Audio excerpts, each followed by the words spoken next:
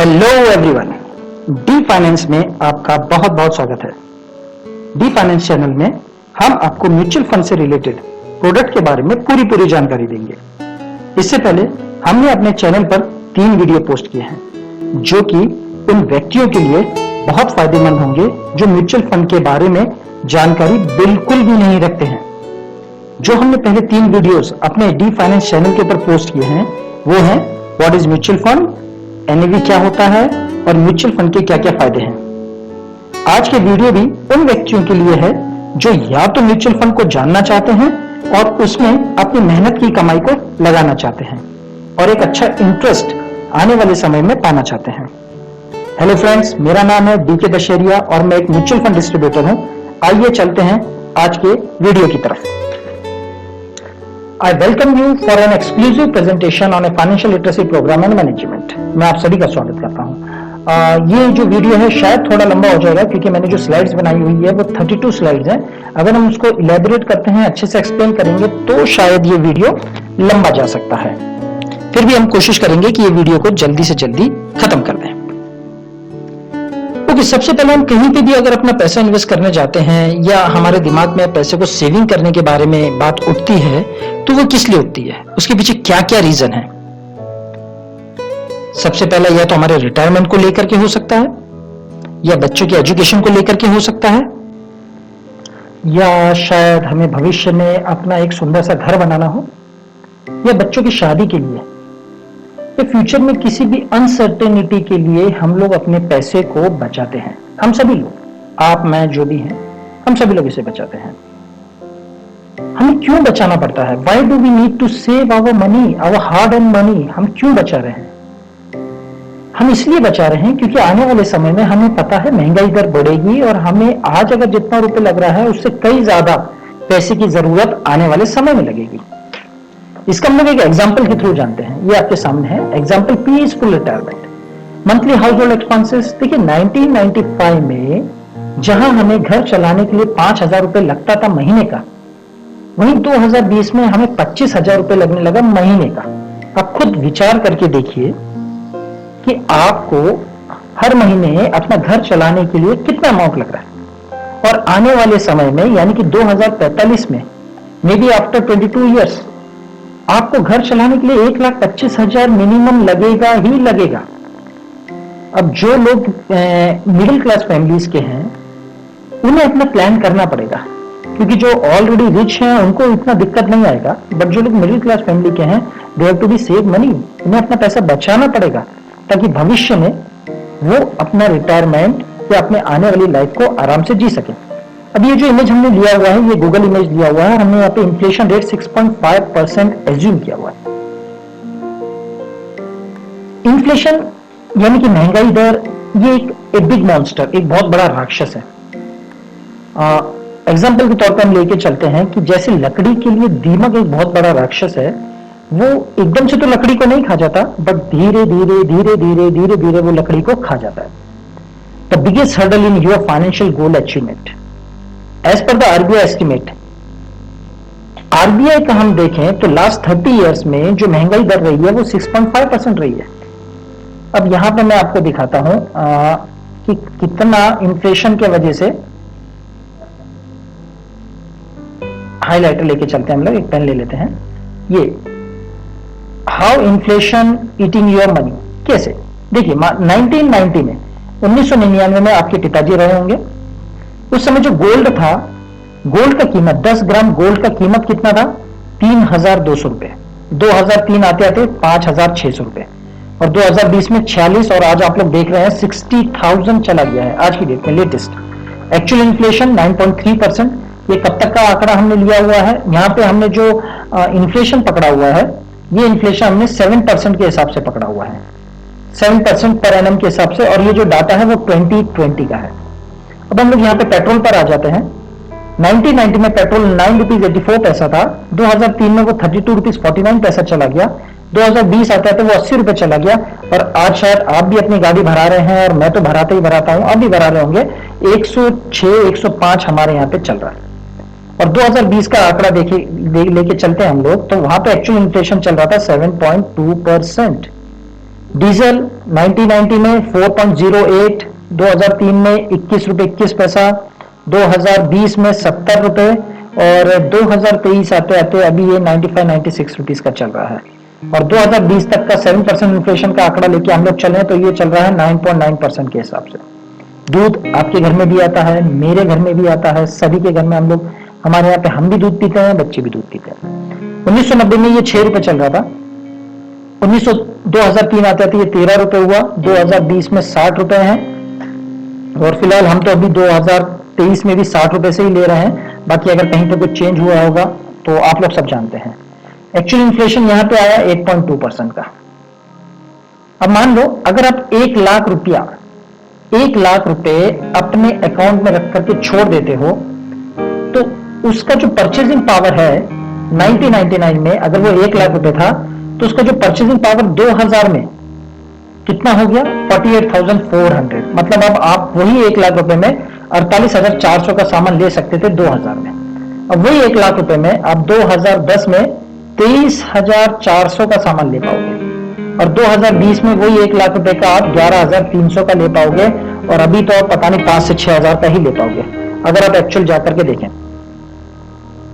जो inflation rate है आज की डेट में, अगर हम लोग करंट इन्फ्लेशन रेट देखें, मैंने कल रात को इन्फ्लेशन रेट देखा था 6.4% चल रहा है। ऑलमोस्ट हम लोग 7% के नजदीकी हैं और आने वाले समय में जिस तरीके से महंगाई बढ़ रही है वो बढ़ेगा। इसलिए हमें जरूरी है कहीं ना कहीं हम अपना हार्ड एंड मनी को ऐसी जगह पे रखें जो इन्फ्लेशन को बीट करें। लेट्स सी, अब आप, मैं, हमारे जैसे बहुत सारे लोग हैं जो कि अपने पैसे को संभालते हैं, बचाते हैं। हम लोग उसको ऐसी जगह पे रखते हैं जहां पे हमें इंटरेस्ट मिले। Way we save our money. आप, हम लोग कहां बचाते हैं? कुछ लोग सेविंग अकाउंट्स में बचाते होंगे जहां का जो इंटरेस्ट रेट है वो है 2% से 4%, माफ कीजिएगा 2% से 4%। एफडी का कितना चल रहा है 5 से 6.5%। यानी कि कुछ लोग एफडी पे 5% भी पे कर रहे हैं जैसे एसबीआई बैंक है और कुछ लोग 6.5% भी कर रहे हैं जो कि प्राइवेट बैंक है। पोस्टल सेविंग पे आपको 4% का इंटरेस्ट रेट मिल रहा है। ये बिल्कुल करंट का आपको बता रहा हूं, 4% का रेट मिल रहा है और आरडी के ऊपर आपको 5.8% का रिटर्न मिल रहा है। सीनियर सिटीजन स्कीम में अभी पिछले 2-4 दिन में ही गवर्नमेंट ने इसका जो इंटरेस्ट रेट है वो चेंज किया है। अभी इस पे जो सीनियर सिटीजन को 8% का रिटर्न मिल रहा है। यानी कि अगर आप 1 लाख रुपए रखते हैं तो 1 साल में आपको 1 लाख के ऊपर 8,000 रुपए प्रॉफिट मिलता है, 8,000 रुपए का इंटरेस्ट मिलता है। अब इसमें से आप 7% का इन्फ्लेशन काट लीजिए, यानी कि 7,000 माइनस हो गया तो 8 में से 7 माइनस हो गया, आपको मिला कितना साल में? 1,000 रुपए मिला 1 लाख के ऊपर। नेशनल सेविंग सर्टिफिकेट, इस पे आपको 7% का रिटर्न मिल रहा है, 7% रिटर्न। इंश्योरेंस पे आपको 5.8% से 6.8% का रिटर्न मिलता है। Insurance is not for the investment. Insurance investment के लिए नहीं है। इंश्योरेंस सडनली हमारे अनसर्टेनिटी हमारे लाइफ में आता है तो उसको फेस करने के लिए इंश्योरेंस होता है। इंश्योरेंस पैसा कमाने के लिए, वेल्थ बनाने के लिए नहीं होता है। प्रोविडेंट फंड पे गवर्नमेंट हमारे को 7.1% का इंटरेस्ट रेट दे रही है। बॉन्ड्स के ऊपर हमें 5% का इंटरेस्ट रेट मिलता है। गोल्ड पे 5.7% का इंटरेस्ट रेट मिल रहा है हमें।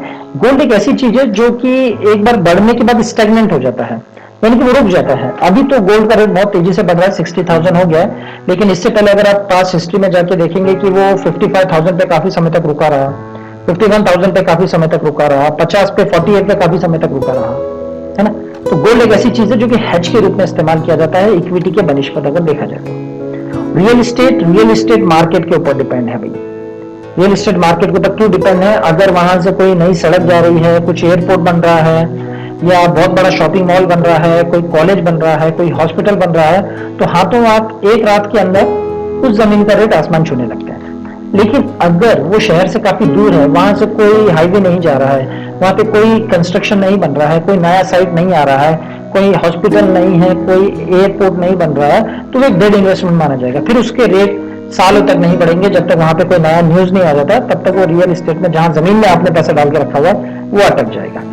तो उसे उसको संभालना भी बहुत पड़ता है। एक बड़ी आपने जमीन ले ली, उसको रातों रात आप बेच करके अपना पैसा नहीं ले सकते, रुकना पड़ता है। उसमें पैसा एक तरीके से फंस जाता है, आप इमीडिएटली नहीं ले सकते उसको। आपको एक लॉन्ग होराइजन लेकर के चलना पड़ेगा कि भाई मैंने आज जमीन लिया हुआ है तो मुझे नेक्स्ट 10 साल तक, 5 साल तक रुकना पड़ेगा।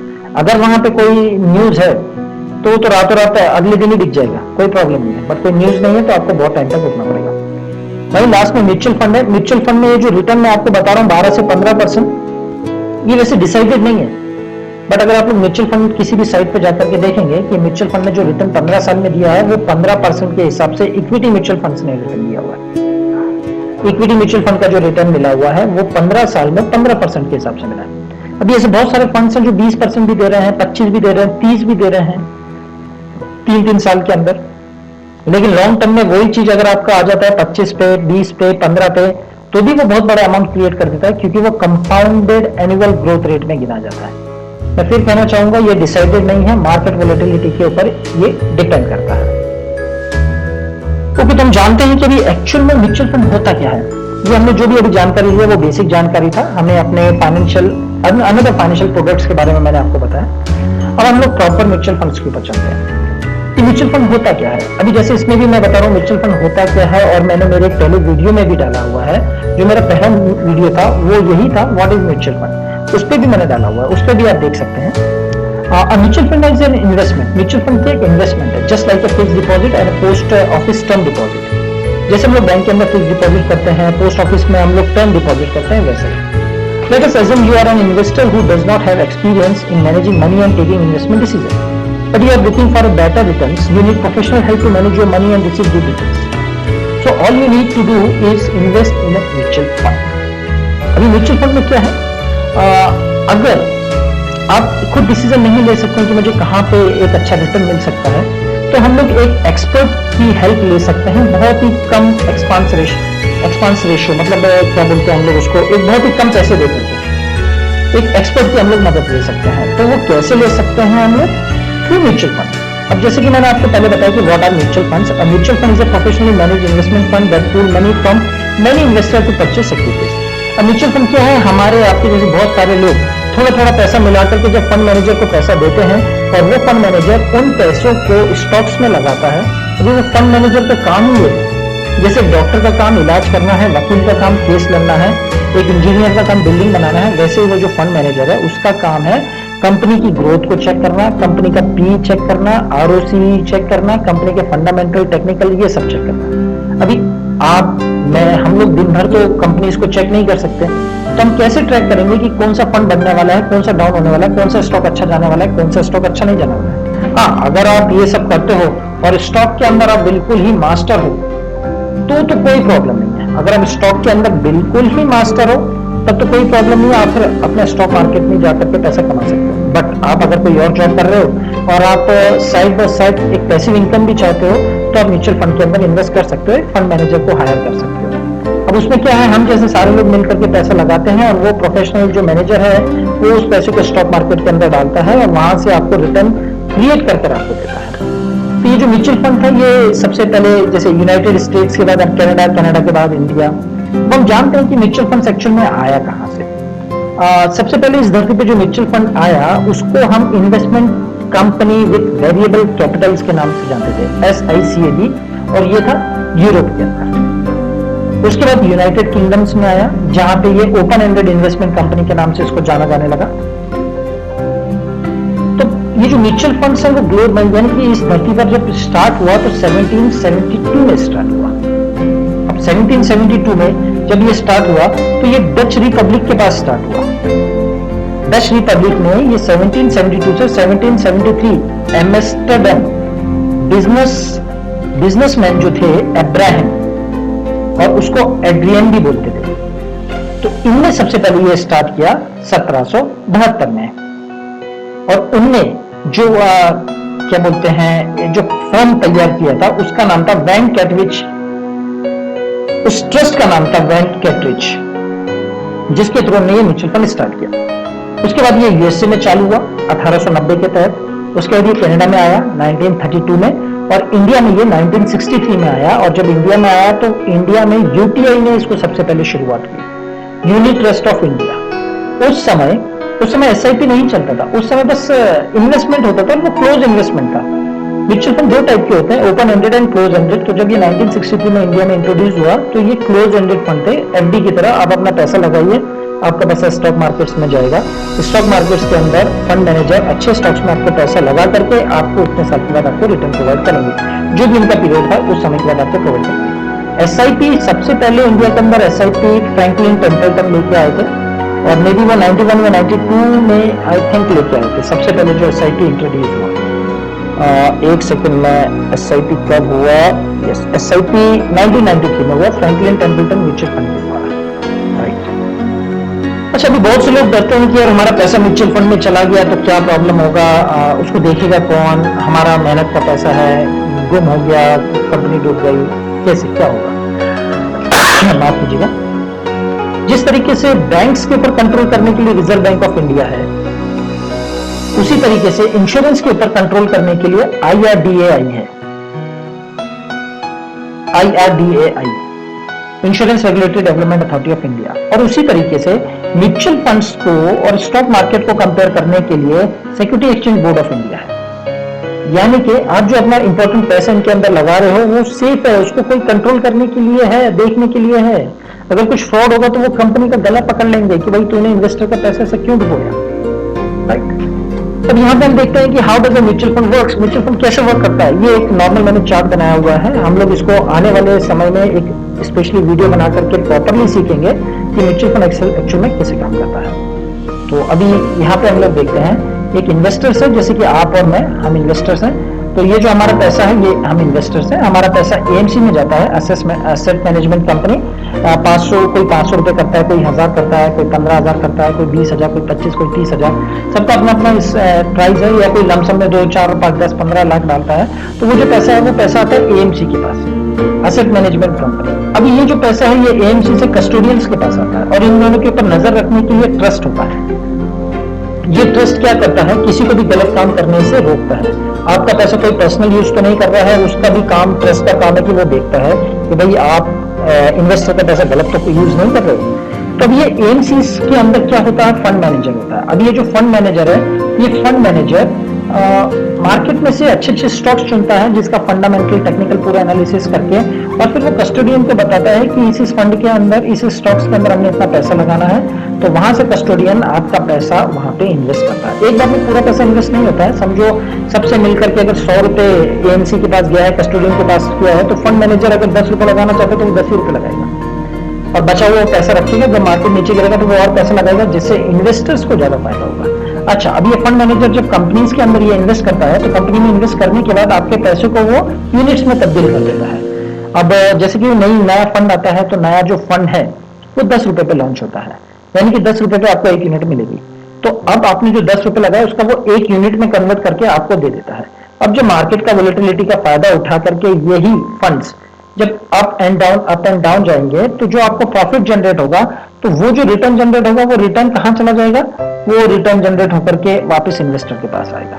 अभी यहाँ पे इन्वेस्टर का अपना गोल होता है कि मुझे 5 साल के लिए रखना है, 6 साल के लिए, 10 साल के लिए रखना है। कोई रैंडमली रखता है कि जब जरूरत पड़ेगा तब निकाल लेंगे। तो इस तरीके से हर कोई इन्वेस्टर, हर किसी का अपना गोल होता है। अच्छा, अभी नेक्स्ट पॉइंट ये है कि हमें क्या देखना चाहिए। एक आम इंसान क्या देखता है जब वो अपना हार्ड अर्न मनी, वो बैंक, पोस्ट ऑफिस में क्यों जाते हैं? क्योंकि उनको डर नहीं है कि पोस्ट ऑफिस नहीं डूबेगा, बैंक नहीं डूबेगा। लेकिन पिछले हम लोग 4-5 साल से देख रहे हैं तो बैंक भी कंसिस्टेंटली कोई ना कोई कोऑपरेटिव बैंक डूब ही रहा है। फिर भी लोगों का जो विश्वास है वो किसके ऊपर है, इन्हीं चीजों के ऊपर। तो हर कोई व्यक्ति क्या कंसिडर करता है पैसे इन्वेस्ट करने से पहले कि इज इट रियली सेफ, क्या मैं जहां पैसा लगा रहा हूं वो सेफ है या नहीं है, क्या मेरा पैसा डूबेगा तो नहीं। और what happen when company get default, और क्या होगा अगर कंपनी डिफॉल्ट कर गई, कंपनी भाग गई, कंपनी को कुछ प्रॉब्लम हो गया तो। और what is future growth, future growth क्या है। अभी जैसे मैंने आपको स्टार्ट में बताया, इट इज रियली सेफ। हर चीज के ऊपर जिस तरीके से कोई ना कोई नजर रखने के लिए है, वैसे ही म्यूचुअल फंड के ऊपर security exchange board of India नजर रखने के लिए है।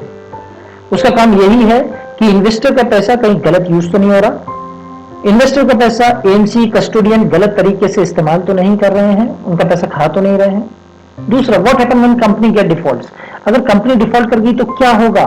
तो SEBI, security exchange board of India, किसी भी कंपनी को तब तक बाहर नहीं जाने देगी जब तक उस कंपनी के एसेट्स और उस कंपनी का पूरा ड्यूटीज कोई दूसरी कंपनी लेने को तैयार नहीं हो जाती।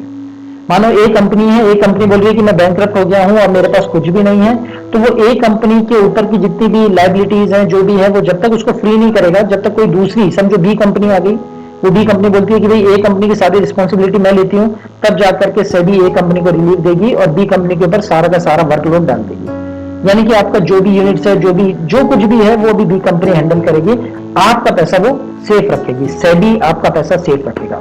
And what is the future growth? Future growth अभी हम आगे चल के देखेंगे कि क्या फ्यूचर ग्रोथ है। अच्छा, एडवांटेज ऑफ म्यूचुअल फंड के एडवांटेजेस क्या है? नॉर्मली सबसे पहले तो हमारे को एक एक्सपर्ट मनी मैनेजमेंट मिल जाता है। एक्सपर्ट मनी मैनेजमेंट, वो हमारे पैसे को अच्छे से देख सकता है, उसको पैसे का मालूमात होता है, कहां लगाना है, कहां नहीं लगाना है, कब लगाना है, कब नहीं लगाना है। इजी इन्वेस्टमेंट प्रोसेस, आजकल जब से ये ऑनलाइन हो गया है, वैसे बहुत ही इन्वेस्टमेंट हमारा इजी हो गया है। हमें कहीं ऑफिस की चक्कर मारने की जरूरत नहीं है। आप अगर शाम को अपने बिस्तर पे लेटे हो तो वहां बैठे बैठे अपना पैसा इन्वेस्ट कर भी सकते हो और वहां लेटे लेटे अपना पैसा विड्रॉल करके अपने अकाउंट में ला भी सकते हो। फर्क इतना ही है, T+2 डेज में ये ट्रांजेक्शन होता है, यानी कि आज आपने किया तो T+2 डेज, आज आपने ट्रेड किया तो उसके 2 दिन में आपके अकाउंट में पैसा आएगा। तीसरा, liquidity. Yes, liquidity is very important. Liquidity क्यों? क्योंकि आपको अपने पैसे का कभी भी जरूरत पड़ सकता है, तो जब भी आपको जरूरत पड़े आप इमीडिएटली अपने पैसे को विड्रॉल कर सकते हो। जैसे मैंने अभी आपको रियल एस्टेट का बताया, अगर आपके घर में कोई मेडिकल प्रॉब्लम आ गया या सडनली कोई भी प्रॉब्लम आ गया, किसी भी 100 टाइप के दुनिया में पता नहीं प्रॉब्लम्स अवेलेबल है, कुछ भी प्रॉब्लम आ गया, आप रात ही रात जाकर के अपना 10 गुंठा जमीन या 10 एकड़ जमीन बेच नहीं सकते, कोई नहीं खरीदेगा उसको। और यहां पे म्यूचुअल फंड के अंदर आपको अगर पैसा निकालना है तो आप इमीडिएटली उस पैसे को निकाल लोगे, जो भी मार्केट रेट चल रहा है उस मार्केट रेट पे आपको पैसा मिल जाएगा। चौथा, वाइड वैरायटीज ऑफ ऑप्शन। बहुत वैरायटीज हैं ऑप्शन म्यूचुअल फंड के अंदर। आप एक दिन के लिए भी इन्वेस्ट कर सकते हो, एक हफ्ते के लिए भी, एक महीने के लिए भी, 6 महीने के लिए, 1 साल से लेकर के आने वाले कई सालों तक आप इन्वेस्टमेंट कर सकते हो। बहुत सारे ऑप्शन अवेलेबल हैं। अच्छा, अभी कौन कौन सी कैटेगरी इन्वेस्टमेंट है म्यूचुअल फंड्स के अंदर? अभी लोग मेरे से, मतलब जैसे अभी मैंने आपको बताया मैं एक म्यूचुअल फंड डिस्ट्रीब्यूटर भी हूं, तो लोग मुझे बोलते हैं कि यार मैंने SIP में नहीं करना है, मुझे म्यूचुअल फंड में करना है। तो अभी उन लोगों को नॉलेज नहीं है, इस वजह से वो लोग मुझसे ऐसा क्वेश्चन करते हैं कि भाई मैंने लमसम में नहीं डालना है, मैंने तो म्यूचुअल फंड में डालना है। ये वो बोलते हैं कि मैंने म्यूचुअल फंड में नहीं डालना है, वो स्टॉक मार्केट के अंदर पैसा लगाता है, मुझे SIP कर दो, ये मेरा पैसा लमसम में डाल दो, मुझे म्यूचुअल फंड में मत डालो। तो एक्चुअल में लोगों को यही पता नहीं है कि म्यूचुअल फंड क्या है, SIP क्या है, लमसम क्या है। तो देखो, इन सब का जो फादर है ना, वो म्यूचुअल फंड नाम से कहलाता है। म्यूचुअल फंड के 4 बेटे हैं। सबसे पहला जो बेटा है वो है SIP। ओके, इंक कलर मैं पहले चूज कर लेता हूं, यहां पे हम लोग ये ब्लू कलर ले लेते हैं। तो जो सबसे पहला बेटा है वो है SIP। SIP is the systematic investment plan. अब आगे चल के हम लोग देखेंगे कि एक्चुअल में SIP है क्या। म्यूचुअल फंड का जो दूसरा बेटा है वो है लमसम। लमसम में क्या होता है, हम लोग एक साथ एक मुश्त रकम डालते हैं, 1 लाख, 2 लाख, 4 लाख, 5 लाख, 10 लाख। ये मिनिमम 5,000 से स्टार्ट होता है और इसके आगे की कोई लिमिट नहीं है। इसके बाद आता है systematic transfer plan. Systematic transfer plan क्या है? हम लोग लमसम में एक जगह पैसा डाल देते हैं और उसमें से हम पैसा निकाल करके SIP में डालते हैं, सिस्टमैटिक इन्वेस्टमेंट प्लान में डालते हैं। अब इसके लास्ट में है SWP, सिस्टमैटिक विड्रॉल प्लान। अच्छा, ये जो सिस्टमैटिक विड्रॉल प्लान है, ये उन लोगों के लिए बहुत अच्छा है जो कि रिटायरमेंट जा रहे हैं। मैंने जैसे पहले बताया, कोई गारंटेड रिटर्न किसी में नहीं है, बट सिस्टमैटिक विड्रॉल प्लान में क्या है, मान के चलो कि अगर आप पेंशन जा रहे हैं, आप रिटायरमेंट जा रहे हैं, तो आप एक मुश्त रकम लेके जाते हो गवर्नमेंट से। समझो किसी ने 40 लाख लिया, किसी ने 50 लाख लिया, किसी ने 60 लाख लिया, किसी ने 70 लाख लिया, डिपेंड ऑन उनके जॉब और उनके पोस्ट के ऊपर डिपेंड है कि वो कितना लेके जाता है। अब SWP में क्या होता है कि आप अपना जो पैसा है वो लमसम में as it is mutual fund में लगा सकते हैं और हर महीने उसमें से कुछ राशि मंथली रूप में पेमेंट के तौर पर वापस ले सकते हैं। हमने इधर देखा ना, सिस्टमैटिक विड्रॉल प्लान, विड्रॉल कर सकते हैं हम लोग उसमें से। मानो आपने 50 लाख रुपए अगर लगाया तो उसमें से आप हर महीना 25,000 रुपए ले सकते हो। अब इसका डबल बेनिफिट ये होता है कि एक तो 25,000 रुपए हर महीना ले भी रहे हो और दूसरा जो आपका पैसा इन्वेस्टमेंट है वो मार्केट रेट से अप भी जाएगा और डाउन भी जाएगा। कभी वो 12% से ऊपर जा रहा होगा, कभी 15% से ऊपर जा रहा होगा, कभी -3 पॉइंट से नीचे भी जा रहा होगा। तो ये सब डिपेंड करता है मार्केट के ऊपर। लेकिन लॉन्ग टर्म में आज तक नहीं मैंने सुना है कि कोई बंदा को लॉस हुआ है। मतलब जो भी more than 3 to 4 years invest करता है, more than 3 years and 4 years, उनको लॉस का मैंने नहीं देखा। ओके, जैसे कि अभी मैंने आपको बताया कि सिस्टमैटिक इन्वेस्टमेंट प्लान एक एसटीपी होता है, mutual fund is the father, उसके जो 4 बच्चे हैं, systematic investment plan, system lump sum, systematic transfer plan and systematic withdrawal plan. तो उसमें से सबसे पहला है सिस्टमैटिक इन्वेस्टमेंट प्लान। अभी मान के चलो, I am really very sorry, मान के चलो कि आपने जनवरी में स्टार्ट किया, जनवरी 2022 को आपने स्टार्ट किया, जनवरी 2022 में आपने 5,000 रुपए इन्वेस्ट किया। 5,000 इन्वेस्ट करने के बाद एनएवी का जो रेट था, नेट एसेट वैल्यू, अगर आपने एनएवी को नहीं जानते हैं तो मेरा एक दूसरे नंबर का वीडियो है कि एनएवी क्या होता है, उसमें आप जाकर के देख सकते हैं। तो एनएवी 10 रुपए का एनएवी है, 10 रुपए के एनएवी में 10 रुपए की एनएवी है, तो इन्वेस्टमेंट 5,000 है, तो आपको यूनिट कितना मिल रहा है, यहाँ पे आपको यूनिट मिल रहा है 500, यानी कि 5,000 divided by 10, 5,000 divided by 10, 500 units. फरवरी में क्या हुआ, फरवरी में आपने वापस 5,000 रुपए इन्वेस्ट किया। अब एनएवी मार्केट नीचे गिर गया और एनएवी चला गया 9 रुपए पे। अब आपको कितनी यूनिट मिली, 556 यूनिट मिली। मार्च में मार्केट और नीचे गिर गया, अब एनएवी 8 रुपए चला गया, बट आपने 5,000 रुपए अपने वापस इन्वेस्ट कर दिया। हर महीने आप इन्वेस्ट कर रहे हो, that is systematic investment plan. अब यहाँ पे आपको जो यूनिट मिली वो मिली 625 यूनिट मिली। मतलब धीरे धीरे आपकी, अगर मार्केट नीचे गिर रहा है तो आपको जो मिलने वाला एनएवी है वो भी बढ़ता जा रहा है। यहाँ पे आप देखिए, जो कोई यूनिट्स है वो बढ़ती जा रही है। अप्रैल में वापस आपने 5,000 रुपए इन्वेस्ट किया, बट यहाँ पे मार्केट एक गुड न्यूज की वजह से ऊपर चला गया और एक एनएवी का रेट, एक यूनिट का रेट 11 रुपए चला गया और आपको मिली 455 यूनिट।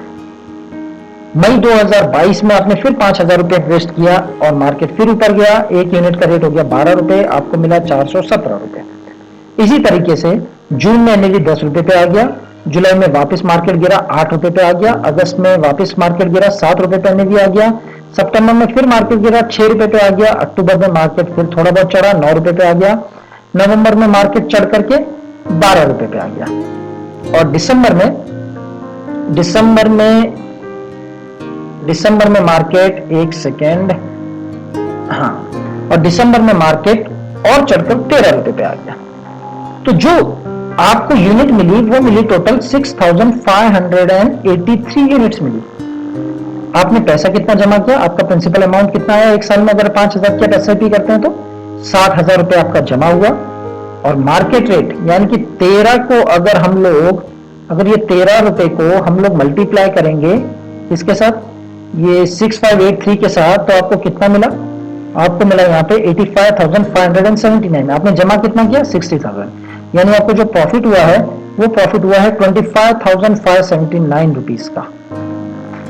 तो ऑलमोस्ट ये जो रिटर्न आपका जाता है ये मे बी 20% से ऊपर आपका रिटर्न चला जाता है, 25,579। तो ये सिस्टमैटिक इन्वेस्टमेंट प्लान का फायदा है कि मार्केट की वोलेटिलिटी का फायदा उठा करके वो आपको बेनिफिट प्रोवाइड करता है। Second, lump sum. अभी लमसम में हम क्या कर सकते हैं, लमसम में हमने क्या किया, हमने जनवरी 2022 में जनवरी 2022 में हमने 60,000 रुपए, पिछली बार हमने क्या किया था, पिछली बार हमने 60,000 रुपए 5,000 हर महीने में डाले थे, बट इस बार हमने लमसम में एक साथ डाल दिया, यानी कि हमने 60,000 रुपीज एक साथ अमाउंट म्यूचुअल फंड में लगा दिया। उस समय एनएवी चल रही थी 10 रुपए की, तो हमें कितनी यूनिट्स मिली, हमें टोटल यूनिट मिली 6,000। अब जैसे पिछली बार हुआ था वैसे ही इस बार हो रहा है। पिछली बार क्या हुआ था, 10 रुपए, फरवरी में यूनिट 9 रुपए पे आ गई थी, मार्च में यूनिट 8 रुपए पे आ गई थी, अप्रैल में यूनिट 11 रुपए पे आ गई थी, फिर मई में 12 रुपए पे आ गई थी। लेकिन यहाँ पे जो हमारा यूनिट्स हैं वो 6,000 ही रहेंगी, क्योंकि हमने एक साथ इन्वेस्ट किया है पूरा 60,000 रुपीज। ये जो 60,000 रुपीज हमने इन्वेस्ट किया तो उस पर हमारे को एक बार 6,000 यूनिट मिल गई, तो अब यूनिट 6,000 ही रहेंगी।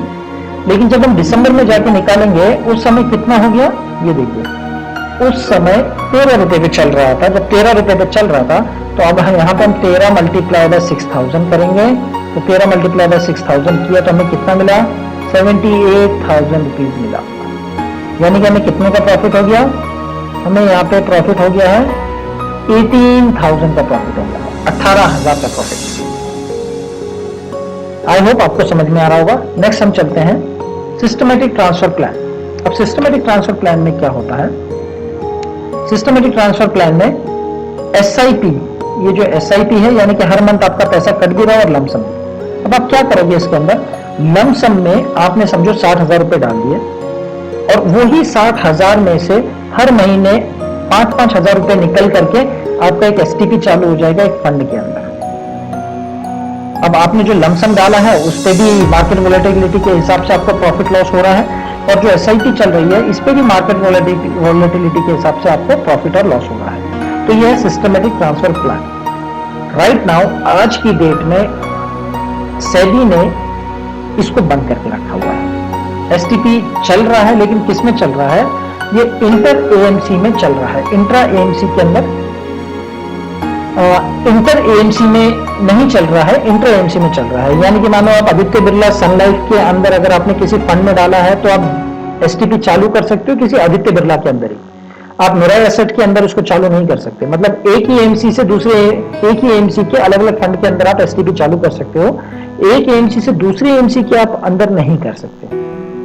राइट, अभी हम चलते हैं सिस्टमेटिकल विड्रॉल प्लान। ये जैसे कि मैंने आपको बताया कि कोई एक पैसिव इनकम पाना चाहता है, लमसम में अगर वो अमाउंट इन्वेस्ट कर देता है तो उसको एक बहुत ही तगड़ा फायदा होता है। अभी वो कैसे होता है, लेट्स सी, हम लोग देखते हैं। यहाँ पे जनवरी 2014 ये जो मैंने लिया हुआ है ये एक्चुअल लिया हुआ है, और ये मैंने एचडीएफसी का बैलेंस एडवांटेज फंड में से लिया हुआ है। अभी जनवरी 2014 में एक बंदे ने 20 लाख रुपीज इन्वेस्ट किया। अगर आप नेट खोल के देखेंगे तो उसमें ये पीरियड के अंदर जनवरी 2014 से दिसंबर 2014 तक का ये एक्चुअल रिटर्न मैंने लिया हुआ है। अभी इसमें क्या हुआ, एक बंदे ने 20 लाख रुपीज इन्वेस्ट किया, अब उसमें एसडब्ल्यूपी स्टार्ट किया, उसको जो यूनिट मिली वो कितनी मिली? 42,991.34 यूनिट्स उसको मिली। अभी उसके पास कितनी यूनिट है? 42,991.34। अभी उसने 20 लाख इन्वेस्ट किया था तो उसको एक यूनिट कितनी की जा रही थी? 46 रुपीज 52 पैसे की उसको एक यूनिट मिल रही थी। तो अगर हम 20 लाख को 46.52 से डिवाइड करेंगे तो हमारे को ये मिलेगा 42,991.34, यानी कि इतनी यूनिट्स मुझे मिल गई। अब मान लो मैंने इन्वेस्ट किया इसको। अब जनवरी 2014 से मैंने अपना एसडब्ल्यूपी स्टार्ट कर दिया, जनवरी 2014 से। अभी मैंने इसमें से 13,333 रुपए निकाल लिया। अभी आप बोलेंगे 13,333, तो हम ये 6% से अमाउंट को विड्रॉल कर रहे हैं मंथली। तो जनवरी में मुझे 13,333 रुपए मिल गया। अब 13,333 रुपए अगर मुझे मिल गया तो उस समय एनएवी कितना चल रहा था? 45 रुपीज 70 पैसा। तो अभी मेरे को जो 13,333 मिला है, तो यानी मैंने कितनी यूनिट्स विड्रॉल कर ली? 291.73 यूनिट्स मैंने विड्रॉल कर ली। मेरे पास यूनिट्स कितनी बची? अब मेरे पास यूनिट बची है 42,699.60। नेट अमाउंट कितना बचा मेरे पास? 19,51,487 मेरे पास अमाउंट बचा है। फरवरी में क्या हुआ? अब फरवरी में जो एनएवी है वो और नीचे गिर गया।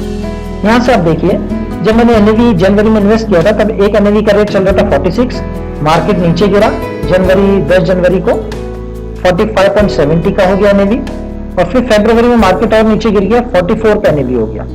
अब मैंने जो यूनिट विड्रॉल की, यानी मैंने अमाउंट कितना विड्रॉल किया, ये मेरे को एक स्टैटिक अमाउंट है। ये मेरे को अगर मैं 13,333 डालूंगा तो मुझे हर महीना 13,333 रुपए ही आएगा। सॉरी। अब मैंने जो यूनिट विड्रॉल की वो कितनी की? 302 यूनिट विड्रॉल की। मेरे पास बची कितनी यूनिट? 42,396.70 यूनिट्स मेरे पास बची। और मेरा जो मार्केट रेट, मेरे 20 लाख का मार्केट रेट कितना चला गया? 18,66,205। 10 मार्च को क्या हुआ? 10 मार्च को मार्केट ऊपर चढ़ गया और ये 47.50। अगर आप जाकर के देखेंगे एचडीएफसी बैलेंस फंड में तो 10 मार्च को जो एनएवी का रेट था वो 47.50 था। और उस समय मैंने वापस 13,333 रुपए विड्रॉल किया, मेरे अकाउंट में आ गए। मैंने कितनी यूनिट्स विड्रॉल की? 280.66 यूनिट मैंने विड्रॉल किया, और मेरे पास यूनिट कितनी बच गई? 42,116.04। और मार्केट रेट मेरा कितना चला गया? 20 लाख का 20,744 मेरा मार्केट रेट चला गया। मैंने जमा कितना किया था? 20 लाख। 10 मार्च को ही मेरे को उस पर 744 रुपए का एक बेनिफिट ये हो गया, और ये 13,000 यानी कि 39,000 ये मैंने पैसा निकाल लिया। 10 अप्रैल 2014 को क्या हुआ? मैंने फिर यूनिट जो थी एनएवी का रेट 49.32 चला गया। मैंने फिर 13,333 कंपनी ने ये अमाउंट मेरे अकाउंट में क्रेडिट कर दिया। कितने यूनिट्स निकाल ली? 270.30 यूनिट मैंने बाहर निकाल ली। बची कितनी यूनिट मेरे पास? 41,845.74 यूनिट मेरे बकेट में बच गई। और मेरा जो करंट मार्केट रेट जो चल रहा था मेरा, वो चल रहा था 20,64,091, यानी कि एक मंथ के अंदर ही मुझे 64,000 का बेनिफिट हो गया। कि इतना बड़ा बेनिफिट क्यों हो रहा है, रीजन क्या है? रीजन ये है कि मेरे पास जो यूनिट्स हैं वो बहुत बड़ी अमाउंट की यूनिट्स मैंने यहाँ पे ले रखी है, तो 1 रुपए भी बढ़ेगा तो मेरा 42,991 रुपीज मेरा बढ़ जाएगा। अच्छा, 10 मई 2014 को क्या हुआ, जो एनएवी था, एनएवी का रेट चला गया 50.73, 13,333 मेरे अकाउंट में आ गए।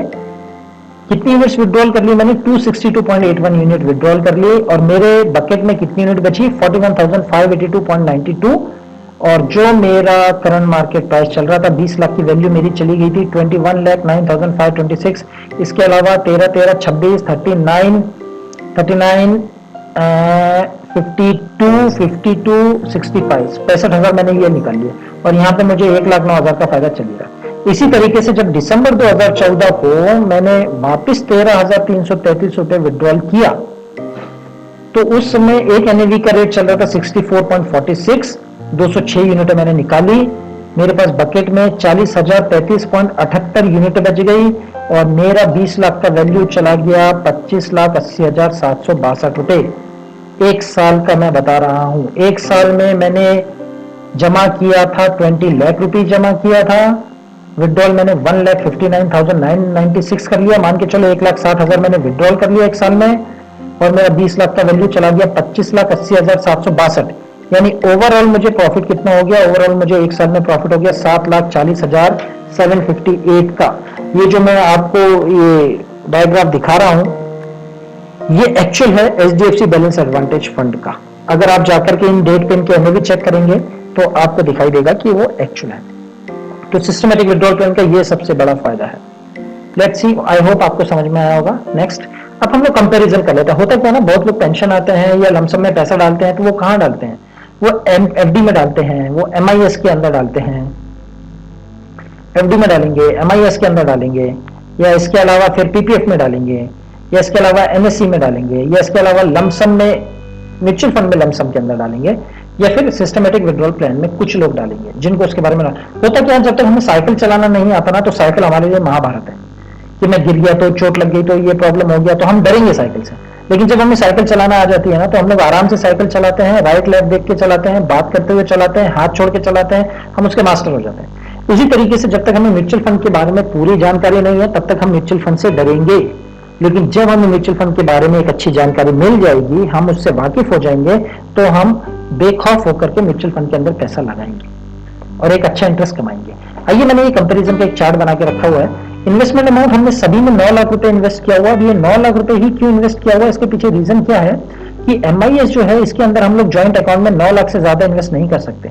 अगर सिंगल अकाउंट आप खोलोगे तो 4,50,000 का अमाउंट है, और डबल ज्वाइंट अकाउंट के हिसाब से डालेंगे तो 9 लाख, इससे ज्यादा नहीं डाल सकते। तो मैंने 9 लाख रुपए लेकर के ही इसको कंपैरिजन में डाल दिया।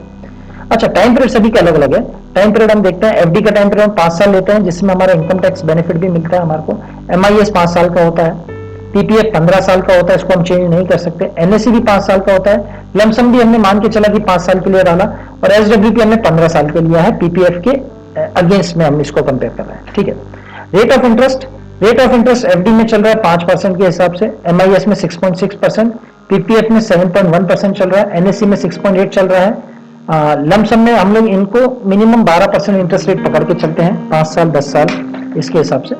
विड्रॉल अभी क्या है, हमको इनमें से एसडब्ल्यूपी में एक तो विड्रॉल होता है और एक एमआईएस में विड्रॉल होता है। बाकी एफडी में, पीपीएफ में और एनएससी के अंदर, लमसम के अंदर विड्रॉल नहीं हो रहा है हमारा, हर महीने विड्रॉल नहीं हो रहा ना, तो इसलिए उसको हमने ब्लैंक छोड़ा है। एमआईएस में हमें हर महीने 4,950 रुपए मिल रहा है, और एसडब्ल्यूपी में हर महीना में यहाँ पे एज एन आप अगर पकड़ के चलेंगे 6% के हिसाब से, तो 5,000 रुपए हमें इधर पर मंथ मिल जाएगा। 6% से थोड़ा ज्यादा पकड़ के चला है, तो यहाँ पे हमें 5% के हिसाब से हर महीने अमाउंट मिलेगा। विड्रॉल प्रॉफिट कितना हुआ, अब हम 5 साल तक अगर ये 4,950 रुपए लेते रहेंगे तो हमें यहाँ पे 2,97,000 का बेनिफिट मिलेगा। कितने साल में? 5 ईयर्स में, ये 5 ईयर्स में। और वहीं पे हम अगर ये 5,000 लेते रहेंगे तो हमने कितना विड्रॉल कर लिया, हमने 9 लाख रुपए ही विड्रॉल कर लिया, लेकिन ये 15 साल में किया हमने, राइट। 15 साल में 9 लाख रुपए, और यहाँ पे हमने 5 साल में 3 लाख रुपए, 2.97 लाख रुपए। ठीक है। अभी हम लोग यहाँ पे टोटल बेनिफिट लेके चलते हैं। अगर आपने एफडी में 9 लाख रुपए डाला है, तो 5 साल के बाद 9 लाख का वैल्यू कितना चला जाएगा? 9 लाख का आपका टोटल बेनिफिट कितना होगा, प्रॉफिट कितना होगा? 2,53,833 का आपको बेनिफिट होगा। MIS में आपको कितना प्रॉफिट होगा? MIS में आपको बस यही 2,97,000 का ही प्रॉफिट हुआ, इतना ही प्रॉफिट होगा। PPF में आपको कितना प्रॉफिट होगा? PPF में आपको होगा 7,27,284 का, यानी कि 9 लाख रुपए तो आपने डाले और ये 7,27,000 का आपको बेनिफिट है। NSE में आपको 3,50,543 का बेनिफिट होगा। लमसम में आपको 6,86,000 का बेनिफिट होगा और SWP में आपको 25,44,035.42 का बेनिफिट होगा। यहाँ पे क्या है, यहाँ पे जो ज्यादा बेनिफिट है ना, ये 7,27,000 और ये 25,40,000, ये इसलिए है क्योंकि इनका जो टाइम पीरियड है ना, ये मोर है, 15 ईयर्स है, 15 साल का टाइम पीरियड है। अच्छा, इन पे भी हमारे को क्या है ना, सबसे बड़ी चीज है कि हमारे को इनकम टैक्स का फायदा मिलता है। PPF पे इनकम टैक्स का फायदा है, FD 5 साल का इनकम टैक्स का फायदा है, NSE पे इनकम टैक्स का फायदा है। लमसम SWP पे इनकम टैक्स का फायदा नहीं है।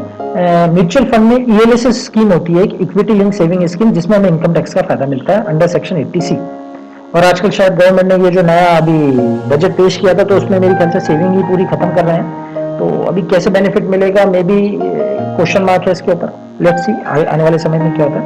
तो टोटल अमाउंट का जो यहाँ पे हमें बेनिफिट मिल रहा है FD पे, वो 11,53,000 का मिल रहा है, जिसमें आपका 9 लाख रुपए इंक्लूड है। MIS पे 11,97,000, PPF पे 16,27,000, NSE पे 12,50,000, जिसके अंदर ये मैं प्लस कर रहा हूँ, प्रॉफिट को प्लस करके बता रहा हूँ मैं आपको। लमसम में 15,86,000, जिसमें 9 लाख जुड़ा हुआ है, और SWP पे 34,44,000, जिसमें आपके 9 लाख जुड़े हुए हैं। 25,44,035.42 में ये 9 लाख रुपए भी जुड़ा हुआ है। तो यहाँ पे हमको देख के मिलेगा, तो सबसे ज्यादा फायदा हमें किस पे हो रहा है? 34,44,035 एज कंपेयर टू PPF। हम इसमें कंपेयर कर रहे हैं PPF के साथ, क्योंकि ये दोनों 15 साल के हैं। और बाकी 5 साल के प्रोडक्ट में लमसम में हमारे को सबसे ज्यादा बेनिफिट मिल रहा है 15,86,000, जिसमें हमारे को प्रॉफिट है 6,86,000 का। बाकी में 3,50,000, 2,97,000 और 2,53,000। तो घुमा फिरा कर जब हम देख रहे हैं, तो हमारे को म्यूचुअल फंड के अंदर ही ज्यादा रिटर्न मिल रहा है। बट पेशेंस रखना बहुत जरूरी है मार्केट वोलेटिलिटी को देखते हुए। कुछ लोग क्या होता है ना, कि मार्केट नीचे गिरने लगा, उनका पैसा माइनस में जाने लगता है, वो डर के मारे अपना पैसा निकाल लेते हैं। That's not good. रुको, पेशेंस रखो, पेशेंस रखो।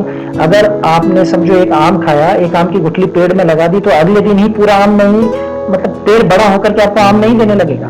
लेकिन अगर आप 4, 5, 6, 7 साल रुकोगे, पेड़ बड़ा होगा, तो एक आम की जगह आपको हजारों आम खाने को मिलेंगे। लेकिन उसके लिए आपको पेशेंस रखना पड़ेगा, रुकना पड़ेगा। अच्छा, ये कुछ परफॉर्मेंस है डिफरेंट एसेट क्लासेस के, मतलब आपकी 1 लाख की वैल्यू।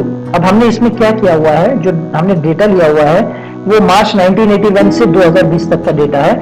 अभी इसके अंदर अगर आप देखेंगे तो इसमें अलग अलग एसेट क्लासेस लिए हुए हैं। जैसे कि इन्फ्लेशन, सबसे पहले महंगाई लेके चलते हैं। 6.5% का महंगाई दर चल रहा है। लास्ट 30 इयर्स का जो हम लोगों ने स्टडी, गवर्नमेंट की स्टडी है, 6.5% के हिसाब से। तो आपकी 1 लाख की वैल्यू अगर महंगाई को देख के किया जाए तो वो कितनी हो जाएगी? 12,50,000। अगर आपने गोल्ड में पैसा लगाया होता, गोल्ड के अंदर जो रिटर्न चल रहा है 8.48%, तो 1 लाख की वैल्यू आपकी कितनी हो जाती है? 25,94,000। मान के चलिए 26 लाख, 26 लाख। अगर आपने सिल्वर में पैसा लगाया होता तो उसका जो रिटर्न चल रहा है माफ कीजिएगा 6.92%, यानी कि आपकी 1 लाख की वैल्यू हो गई होती 14.53 लाख। उस पर आपका वेल्थ कितना होता है? 1.16 गुना बन जाता। FD में अगर आप पैसा लगाते हैं 1 लाख को 8.62% के हिसाब से, वैल्यू आपकी 1 लाख की हो जाती 27,31,000, यानी आपका पैसा 2 गुना हो जाता है। PPF में 9.41% का रिटर्न है। लास्ट 30 इयर्स का मैं बता रहा हूं, अभी तो 7.1% चल रहा है, बट लास्ट 30 ईयर का जो हम एवरेज निकाल के चलते हैं उस हिसाब से, तो वैल्यू ऑफ 1 लाख का कितना चला जाता? 36,49,000, यानी कि आपका पैसा 3 गुना हो जाता। और अगर आपने सेंसेक्स में 1 लाख रुपए लगाया रहता तो इसका जो रिटर्न है वो 13.71% है, यानी कि आपका 1 लाख का वैल्यू चला जाता 1,70,58,718 रुपए। 13 गुना आपका पैसा चला जाता, 13 टाइम्स। तो ये कंपैरिजन एक चार्ट बनाया हुआ, आप खुद एज्यूम कर सकते हैं कि मैं पैसा कहां लगाऊं। अभी इन्फ्लेशन आपकी डेली बेसिस की चीजों के ऊपर किस तरीके से फर्क डाल रहा है, ये देखिए यहाँ पे। मुझे पता है कि ये थोड़ा हमारा जो प्रेजेंटेशन है वो थोड़ा बड़ा हो गया है, लेकिन एक बार इसको जान लोगे तो आपको सब समझ में आ जाएगा कि म्यूचुअल फंड एक्चुअल में, म्यूचुअल फंड से डरना आप बंद कर दीजिए। अच्छा, डिफरेंट हर साल ग्रोसरी के ऊपर 7% से हमारा इन्फ्लेशन बढ़ रहा है। बच्चों के एजुकेशन पे 12%। आप खुद देख लीजिए, आपने जब पढ़ा था तब एजुकेशन कॉस्ट क्या थी और आज की डेट में क्या है। Maids staff salaries 10%। अभी जो मेट्रोपॉलिटन सिटीज में रहते हैं, पूना हो गया, बेंगलोर, चेन्नई, दिल्ली, कोलकाता, वहाँ पे इन लोगों को ज़्यादा जरूरत है। मेरे घर में तो इनकी जरूरत नहीं है, तो मेरे लिए ये कॉस्ट बच रहा है, राइट। हाँ, बट स्टाफ सैलरी, मेरा स्टाफ है, मेरे पास 5 से 6 लोगों का स्टाफ है, तो उनको मुझे सैलरी देना पड़ रहा है, तो आई नो सैलरी का मतलब मार्केट में किस तरीके से बढ़ रहा है। व्हीकल 10% के हिसाब से इसका कॉस्ट बढ़ रहा है। अगर आप ट्रैवल करते हैं, घूमना फिरना पसंद है, तो फिर आपको पैसा भी बचाना पड़ेगा, और वो भी 10% के हिसाब से बढ़ रहा है। मेडिकल, ये तो भैया अगर आप इंसान के रूप में जन्म लिए हैं तो आपको अपना इलाज कराना ही पड़ेगा, हर कोई बीमार पड़ रहा है, और इस पे आपका 12% के दर से हर साल इसके अंदर बढ़ता जा रहा है। लाइफस्टाइल एक्सपेंसेस, ये बहुत लोग आज की डेट में मैक्सिमम बीमारियां ये लाइफस्टाइल डिसीज ही आ रही है, और इसके पीछे हम लोग अनशंट पता नहीं क्या क्या खा रहे हैं, और उसकी वजह से 10% लाइफस्टाइल एक्सपेंसेस बढ़ता जा रहा है। आपको ही पता है, पहले बर्गर पिज्जा मैंने बचपन में नाम नहीं सुना था, बट अभी सुन रहा हूँ, और कुछ जैसे मेरा बेटा है वो तो बचपन से ही सुन रहा है, बचपन से बर्गर खा रहा है, तो उसने देखा है कि बर्गर टेस्टी तो लगता है, लेकिन उसका कॉस्ट भी वैसा ही है। डिपेंड आप किस शॉप के अंदर जा रहे हैं, ठेले पे से ले रहे हैं तो उसका प्राइस वैसा रहेगा, मैकडोनल्ड से ले रहे हैं तो उसका प्राइस वैसा रहेगा, फिनिक्स मॉल से ले रहे हैं तो उसका प्राइस वैसा रहेगा, डिपेंड्स। अच्छा, अब हम कुछ पीछे के देखते हैं कि let's have a look at the current value of 1 lakh rupees invested in हम कैनरा रुबेको। हम कैनरा रुबेको का हमने एएमसी लिया हुआ है। अभी इसका हम देखते हैं कि जब ये फंड आए थे मार्केट के अंदर तो आपकी 1 लाख की वैल्यू कितनी होगी, राइट। अगर आपने 1 लाख रुपए इन्वेस्ट किया होता कैनरा रुबेको के इन फंड के अंदर, मान के चलो आपने कैनरा रुबेको इक्विटी टैक्स सेवर के अंदर अपने 1 लाख रुपए 1993 में डाला होता, तो 14.60 CAGR के हिसाब से आपका जो अमाउंट आज हो जाता 31 अक्टूबर, ये जो रिटर्न्स है ये 31 अक्टूबर 2022 तक के हैं, 56,55,000, 1 लाख की वैल्यू 56 लाख आपकी हो जाती। कैनरा रुबेको फ्लेक्सी कैप फंड के अंदर अगर आपने सितंबर 2003 में डाला होता, तो जो जिसका CAGR 17.72% है, ये एक्चुअल है, ये कोई मनगढ़ंत नहीं है, ये एक्चुअल डेटा है, तो आपका वैल्यू चला जाता 22,68,000, 1 लाख का value. Canara Robeco emerging equity fund के अंदर अगर 2005 में आपने 1 लाख रुपए डाला होता, 17.26% का CAGR चल रहा है, तो आपके 1 लाख की वैल्यू हो जाती 16,61,000। कैनरा रुबेको ब्लू चिप फंड में अगर 2010 में आपने 1 लाख रुपए डाला होता, इसका CAGR चल रहा है 12.54%, तो आपके 1 लाख की वैल्यू कितनी हो जाती 4,23,000 रुपए। एक और एमसीज हम लेके चलते हैं। अच्छा, उससे पहले हम लोग ये देख लेते हैं कि SIP 5,000 रुपए की 1 लाख के साथ अगर आप 5,000 रुपए की SIP भी करते तो आपका 1 लाख और ये 5,000 SIP की वैल्यू कितनी हो जाती। अगर आप कैनरा रुबेको टैक्स सेवर फंड के अंदर अगर आपने 1 लाख रुपए डाला होता और 355 5,000 की SIP के मतलब इंस्टॉलमेंट जाते, तो आपका इन्वेस्टमेंट होता 18,75,000 और CAGR है 15.14%, तो आपका करंट वैल्यू चला जाता 3,37,75,000। कैनरा रुबेको फ्लेक्सी कैप फंड के अंदर 229 इंस्टॉलमेंट पे करते और 1 लाख रुपए देते, तो आपका इन्वेस्टमेंट वैल्यू होता 12,45,000, 15.80% CAGR के हिसाब से आपका 80 लाख रुपए तक आपका वैल्यू चला जाता। आपने इन्वेस्ट कितना किया था 12,45,000। कैनरा रुबेको में अगर आपने 11,55,000 रुपए इन्वेस्ट किया होता तो 17.93% के हिसाब से आपका वैल्यू 81 लाख चला जाता। आपने इन्वेस्ट कितना किया था 11,55,000, कितना हो गया 81,06,000। कैनरा रुबेको ब्लू चिप फंड में 8,30,000 आपका इंस्टॉलमेंट इन्वेस्टमेंट होता, 1 लाख के साथ ये SIP 5,000 की, फिर 13.58% से आपका वैल्यू 8 लाख की वैल्यू चली जाती 22,24,900। ये भी 31 अक्टूबर 2022 तक का एक्चुअल डेटा है। ओके, NFO पीरियड के दौरान, SDFC NFO पीरियड के दौरान आपका वैल्यू कितना चला जाता अगर आपने 1 लाख रुपए इसमें इन्वेस्ट किया होता। जैसे वो कैनरा रुबेको का था, ये है SDFC का है। अगर आपने SDFC फ्लेक्सी कैप में 1 लाख रुपए 1995 में डाला होता तो आज उसकी वैल्यू 1,13,00,000 होती। SDFC टॉप 100 फंड के अंदर अगर 96 में आपने डाला होता तो आज उसकी वैल्यू 89,80,000 होती। SDFC टैक्स सेवर में अगर आपने 1 लाख रुपए डाला होता तो आज उसकी वैल्यू 2,66,20,000 होती। SDFC mid cap opportunity fund में 2007 में आपने 1 लाख रुपए डाला था तो आज उसकी वैल्यू 10,05,000 होती। और SDFC स्मॉल कैप में अगर आपने 2008 में 1 लाख रुपए डाला होता तो आज उसकी वैल्यू होती 7,71,400। 31 अक्टूबर 2022 का डेटा है। In the last 25 years 30 equity schemes on an average generated returns. हमने 30 इक्विटी स्कीम्स को हमने देखा है और उसका एवरेज जो रिटर्न हमने दिया हुआ है दस लमसम ऑफ 1 लाख। अगर आपने 1 लाख रुपए का लमसम डाला होता तो 19 के CAGR के हिसाब से आपको 75.30 लाख रुपीज मिलता लास्ट 25 ईयर्स में। और अगर उस पे आपने 10,000 रुपए का SIP भी करते, यानी कि 1 लाख रुपए डाला उसमें 10,000 रुपए की SIP की, तो उस पर 17.5% CAGR के हिसाब से आपका आज की डेट में अमाउंट हो जाता है 4,25,00,000 रुपए। ये छोटा मोटा अमाउंट नहीं है। आज की डेट में 4,25,00,000 के अगर आप मालिक हैं तो अपनी बची हुई जिंदगी SWB में 4 करोड़ रुपए डाल करके हर महीना आपको कुछ नहीं तो 2 लाख रुपए आप हर महीना ले सकते हो और ये 4 करोड़ अमाउंट भी आपका बढ़ता रहेगा मार्केट वोलेटिलिटी के हिसाब से। तो आराम से घर पे बैठ के विदेश की यात्रा कीजिए, घूमिए फिरिए, अगर आप करते तो।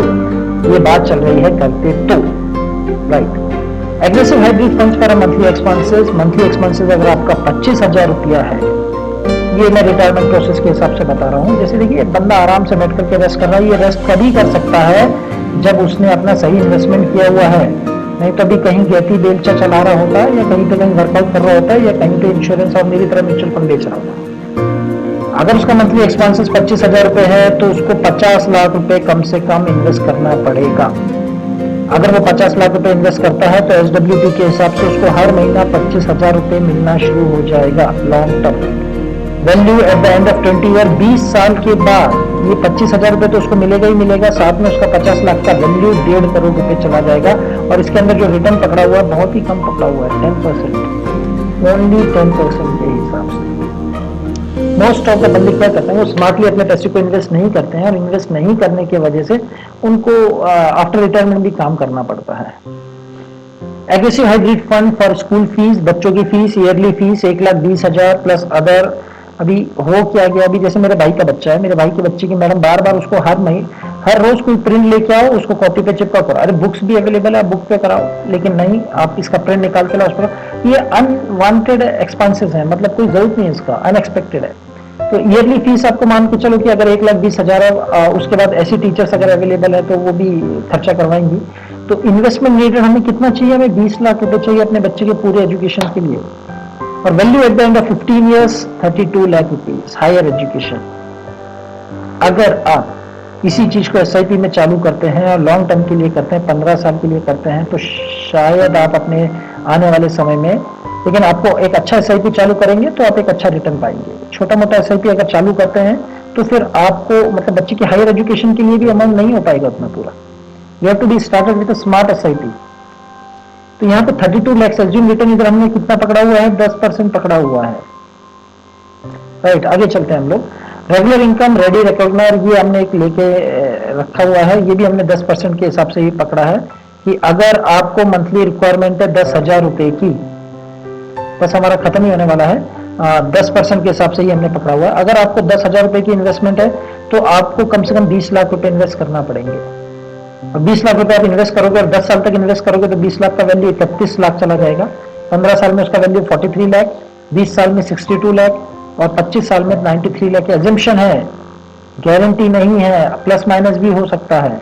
अगर आपको हर महीने 20,000 रुपए चाहिए, ये SWB के हिसाब से मैं बता रहा हूं, तो आपको 40 लाख का इन्वेस्टमेंट करना पड़ेगा। अगर आप 40 लाख इन्वेस्ट करते हो तो 20,000 रुपए आपको हर महीना मिल सकता है। और अगर आप 10 साल इन्वेस्ट करते हो तो वैल्यू 63 लाख जा सकता है। 15 साल इन्वेस्ट करते हो तो 87 लाख जा सकता है। 30 साल इन्वेस्ट करते हो तो 1,25 लाख और 25 साल करते हो तो 1,86 लाख। अगर आपको हर महीना 25,000 चाहिए तो आपको 50 लाख रुपए इन्वेस्ट करना पड़ेगा।